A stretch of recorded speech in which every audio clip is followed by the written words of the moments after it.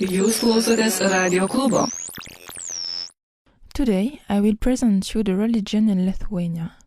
Religions in Lithuania are for me a very interesting aspect. And especially because of the history, I think there is a large variety of worships. Actually, the reason why I chose to make this work on religion is because I never saw so many Orthodox churches. It's very impressive that in so many cities we can have Catholic churches and Orthodox churches. After that, I started to be interested by the way they are practicing their religion and how the diversity of religion came here.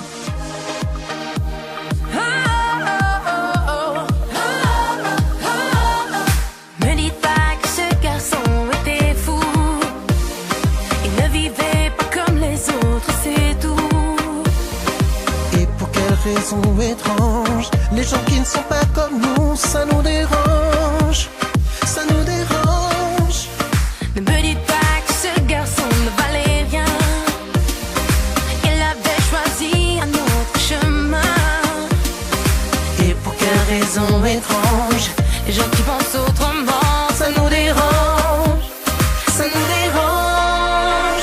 Jouer du piano debout, c'est peut-être un détail pour vous, mais pour moi ça veut dire beaucoup.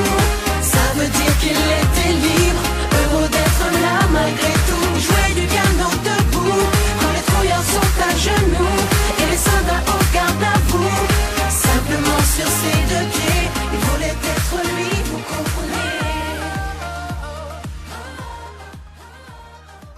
In Lithuania, religion and state are separated. It means that there is no official religion in the state and that the government has to be neutral and unprejudiced with the religion in the country, and all the citizens have to be treating equality regardless to the religion. Even if a large majority of the population is Catholic, this religion is not considered like the state's religion. This freedom of belief is in the fundamental law of all country, the Constitution. In Lithuania, the Constitution dates of the 25 October 1992, after the independence. In it, there is the law of 1995 about the religious communities and associations. It's written that every citizen is free to choose its religion, to practice its religious worship, to practice it alone or in an organization, and to go in a mass. And also, the religious communities are free to teach their belief, to build religious places, and to create charity organization. In 1995, the law about religious communities and organizations secures the freedom of the religion and explains the relationship between the religious organizations, the society, and the Lithuanian states. Some grants are given to the religious communities which are recognized like traditional because it represents historic, social, and spiritual heritage of Lithuania. To be considered like traditional, the religion has to exist for 300 years. On the contrary, the non-traditional religions are the youngest, less than 25 years. But they can ask to be recognized by the state if they are a support of the society and if they are sure that their doctrine is not against the law. The majority of Lithuanian people are Roman Catholic, but there are also lots of Orthodox, Lutheran evangelists, evangelist reformers, all Christians, Jewish and Muslims. For example, some facts. In Lithuania, there are 717 Roman Catholic churches. The Orthodox are the second biggest religious community. Karaits, especially in Trakai, is the smallest religious community. In a poll which dates of 2012, there are 77% of Lithuanians who said they are Roman Catholic, 4% Orthodox, and 6% without religion. The rest of the population is shared between Jewish, Muslims, and other minorities. Lithuania was the last pagan country in Europe. The country was christened in 1387, or 400 years after all the European countries, by obligation to allow the wedding between the Grand Duke Jogaila and the Queen Jadwiga from Poland. Unlike Latvia and Estonia, which were occupied by the Teutonic Knights and became Lutherans, Lithuania remains Catholic, a religion which had a big role during the Soviet periods. Indeed, Catholic Church is the only institution which is officially recognized, but which is not controlled by the Soviet power. Lithuania became secular and everybody is free to choose the religion he or she wants and offer a large variety of worship. Jewish people, for example, during the 19th century, represented 47% of the population in Vilnius. They were exterminated during the Second World War. In 2001, 272 persons declared that they are from this religion. Muslims, who are the heirs of the Lithuanian Tatar and carry the smallest religion in Lithuania. The religion in Lithuania is very important because during the Soviet period it was kind of resistant against their Russian enemy. The religion was practiced in the clandestinely.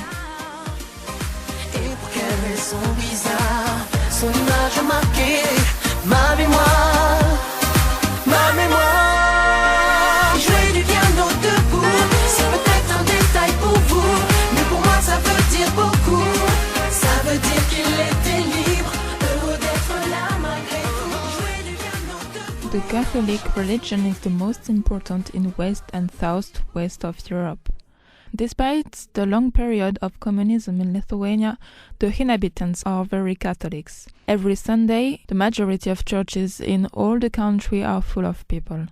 We can find a lot of crosses in the country, and the most popular symbol of this national resistance against the communism is the Hill of Crosses in Cholet. The Hill of Crosses is a place which dates of the 14th century. It's a place of resistance for the Catholic Lithuanians against all the invasions they were victims. Recently, during the Soviet period and when Lithuania belongs to the SSUR, the inhabitants continued to resist and went to the Hill of Crosses to show they are still proud of their country, of their religion, and of their identity. This place was destroyed 3 times by the Soviet soldiers, but the crosses came back every time. The Soviet government stopped its actions against the hill in 1985. Nevertheless, since the independence in 1991, the Lithuanian people continued to bring religious things to the hill. Today, it still be a real symbol of freedom in Lithuania. The crosses are very popular in the country, and sometimes the nickname is the country of crosses. But at the beginning it was difficult for Lithuania to agree to convert itself. During 2 centuries, the country had conflicts with Teuton orders, which wanted to expand the Christianity. To stop their conflicts, the Lithuanian king, Mindaugas, decided to convert himself. But after his death, Lithuania became again pagan. It's only in 1386 that the Grand Duke Jagiellon accepted the baptism, and the Pope Urban VI recognized in 1387 Lithuania as a Catholic country. Today, the Catholic religion is very important in the Lithuanian life. For example, to prepare a marriage, the couple has to follow 8 preparation sessions, and the children in school have to learn the principle of their religion.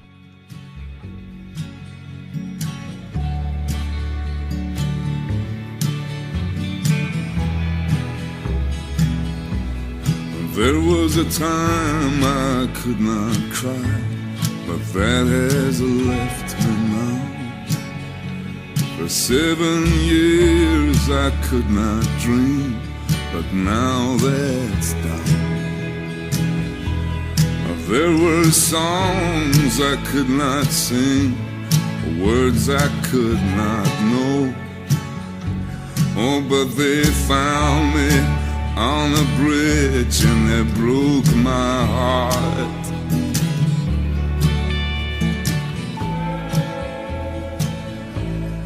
There was a way I used to talk I cannot recognize, and now my language cannot give me what I need.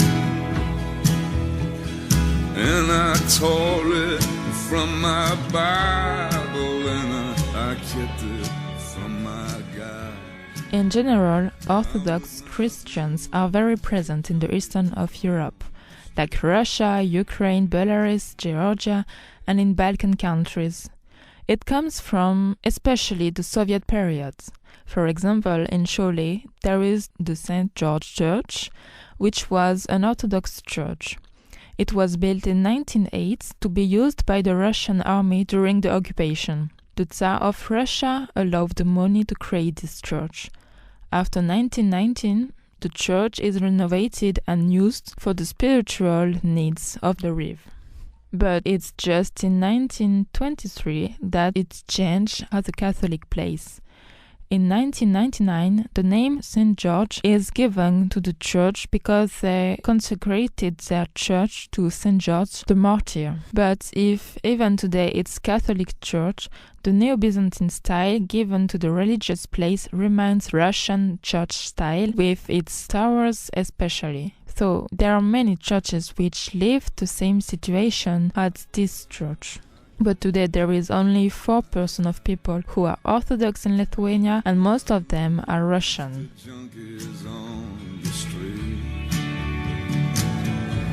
It hit me so hard I could not see. That shot was only meant for me. And all the faces that I knew, they were alive. When the hard road went back to sand, and with the wheels still in my hand, I built a highway out of dust. The origins of the Muslims in Lithuania are very interesting. They come from the Tatars, who were at the beginning Turkish people nomadic between Mongolia and Kazakhstan.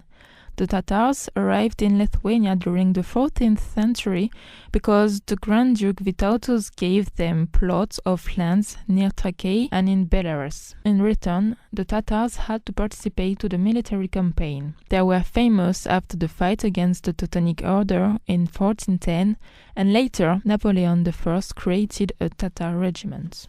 During the Soviet periods, it was hard for the Tatar also because all the mosques were closed and their language was forbidden. Their rights were established in 1991 with the independence of the country. Today there are 4 mosques in all Lithuania: Mosque of Keturiasdešimt Totorių, Mosque of Nemėžis, Mosque of Rajai, and the Mosque in Kaunas.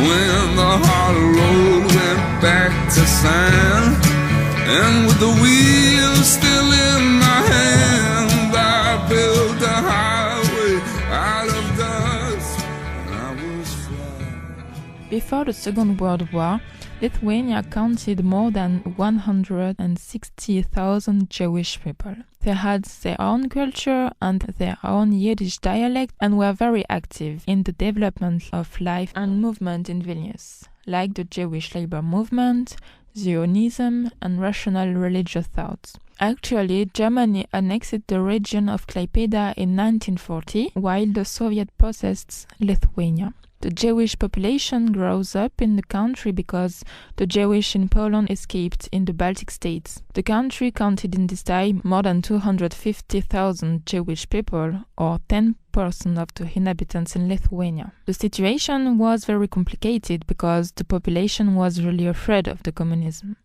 Some Lithuanian people saw in the arrival of Germans a kind of liberation of the Soviets. And so some of them decided to collaborate with Nazi and denounced Jewish people. In 1941, Nazis group and Lithuanian groups started to murder Jewish population. At the end of 1943, they transformed the ghetto of Kaunas and Cholet in concentration camp and finished to kill the Jewish. 90% of the population was killed by the German people and the contributor in Lithuania, which is the country which knew the biggest casualty rate in Europe. Actually, after the murder by the Nazi, the Soviet power forgot deliberately the Jewish community and made like if they never existed. Vilnius stays the place where the Jewish people come to learn the Yiddish language during the summer. Since 1991, there are a lot of things which are done to try to have again a Jewish life in Vilnius, like museum, cultural center for the Shoah, a Yiddish institute. The reason is especially because very often people want to find the wrongdoer of this period and explain the past. Today there are still 5,000 Jewish people in Lithuania, among 3,000 in Vilnius, who came from Russia after 1945. But maybe Jewish are more present than we think, because most of them didn't say they are Jewish after the war and during the Soviet period. But finally, the situation of Jewish people in Lithuania stays very difficult because they're still thinking to their past, and they don't try to create activities turned on the future, like in Poland, which is one of the rare countries where Jewish can continue to speak Yiddish dialect. Jewish people in Lithuania prefer to preserve their past. Don't worry, baby, just call out my name. I'll be there in a hurry. You don't have to worry. But baby, there ain't no mountain high enough. Ain't no valley low enough. Too low. Ain't no river wide enough to keep me from getting to you, baby. Remember the day I set you free. I told you you can always count on me, darling. And from that day on, I made a vow. I'll be there when you want me, somewhere, somehow.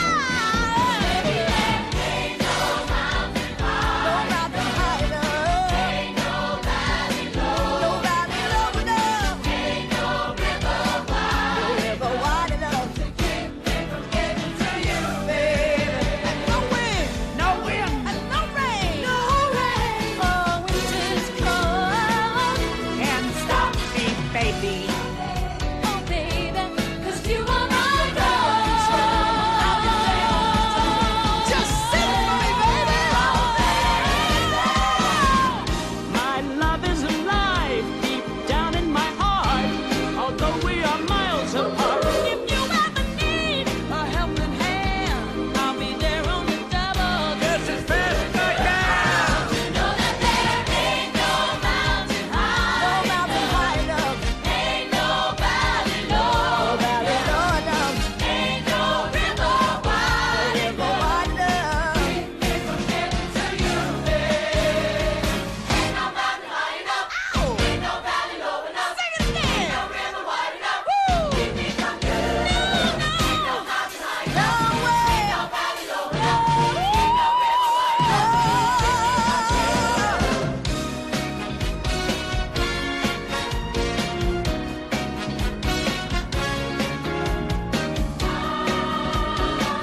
No mountain high enough. Ain't no river wide enough. Nothing can keep me from you. No mountain high enough. Ain't no mountain high enough. Nothing can keep me from you.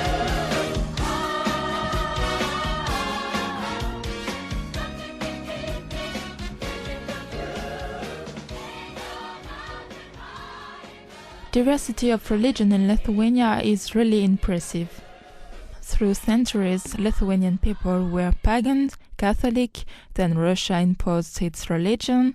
The history imposes to the country this large variety of population, but also beautiful churches given by the past.